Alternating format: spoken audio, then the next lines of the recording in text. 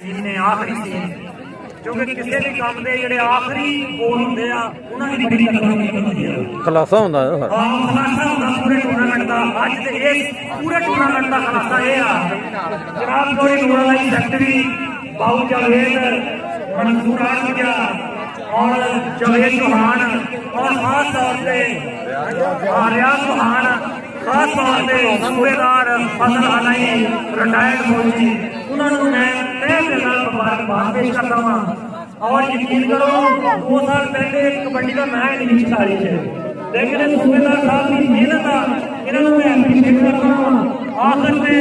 इन्होंने वास्ते मैं 2 बोल कहने जा रहा हाँ कि फजल हनाई ये फौजी देखो रूए की फौजी देखो कबड्डी का एक फौजी देखो नूराई का वीर देखो कबड्डी का एक वीर देखो इन्हें नशे का इनकार किया इन्हें कबड्डी के नाल प्यार किया इन्हें चरखन को इथों कढ़ दिता इन्हें चरखन को इथों कढ़ दिता ते बूढ़ा भीम का मूंहों ही वढ़ दिता बूढ़ा भीम का मूंहों वढ़ दिता इन्हें गभरू खाड़ियां च ला दिते देखो सच्चे राह दे पार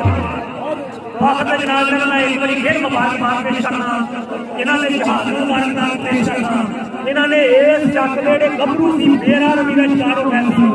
नशे के लाते पै गए साड़ी नींद नहीं हैगी चंद्रप्रीत साड़ी नींद नहीं भीम खाना साड़ी नींद नहीं सूबे लोए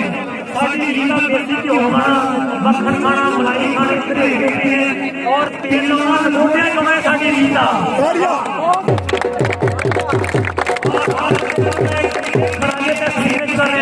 चौरी साहब नंबरदार चौरी मकबूल